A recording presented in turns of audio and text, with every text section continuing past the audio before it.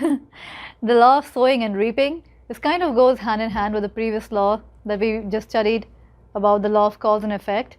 And the law of sowing and reaping is pretty much what, like I was saying previously, that it's not the action that matters, but it's the intention behind that action that really creates the results for you.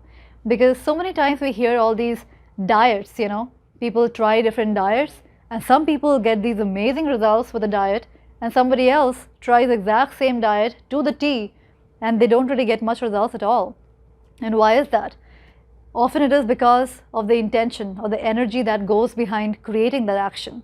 When your actions are aligned energetically with your intention or your desires, they're all in alignment. There is no limiting belief, or there is no contradictory belief that is holding you back.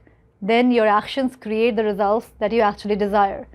So, but sometimes when you're just doing the action mechanically without energy alignment, then the action does not lead to the same result.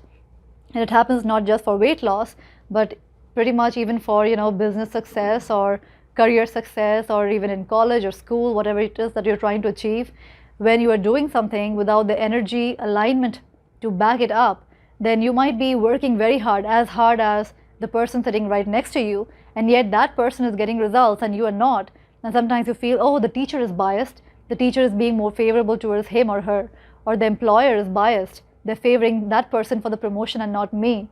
Or the world is biased, the world is such an unfair place. With that person, he has the right contacts, he's rich, or she's beautiful, or whatever it is that you make up in your mind, that's why things are easier for him or for her, but not for me. But what is really happening is that we are taking all the same actions that the other person is doing, and we think that we should be getting the same results, but we are not, because we have programming playing in our mind which says that I'm not good enough, I'm not worthy enough, I'm not of the right skin color, I'm not the right sex, I'm not the right gender, I don't have the right qualifications, I don't have enough experience, or whatever things that are going on in our mind, that I'm not enough, I don't have enough, I'm not good enough, I cannot be worthy of this, and all these things that are playing back in our mind. Or if you're trying to lose weight or something, you might have some kind of programming going that I put on weight easily, I don't have good metabolism, or I have always been on the heavier side, or my parents have always been on the heavier side. So it is genes, is genetically that I cannot really fight my genes. What so do you mean by energy alignment? By energy alignment, I mean that every single thought or every single action that you do, or every single thing that you do, everything has an energy, because the whole world that we see, that we touch, feel, everything is energy at its very core. And that is actually a scientifically proven thing, that at your core level, your atoms, when you break down the atom, then scientists have discovered that that atom is comprised of just energy, just cloud of energy held together by unseen bonds of energy, which we call electromagnetic bonds. These clouds of energy are just held together by unseen energetic bonds, and that's how an atom is formed. So every single thing in this world is energy, and energy can never be created nor ever be destroyed. It just changes forms. And so every single action that we take, every single word that we speak, every single emotion that we have, it has an energetic frequency. And if I'm doing a certain action, but the thoughts behind it is energetically not in alignment or not the same frequency, let's say I'm saying very loving things, I'm telling you, oh, I think you're so beautiful, I just love the way you do everything. But in my mind I'm going, this is not what I want, or whatever. Then it's like I'm saying one thing, but my energy is not of love. Even though I'm saying loving things, but my energy is not one of love. It is criticism. And sometimes in society we have been trained to, not always speak out what is going on in our minds.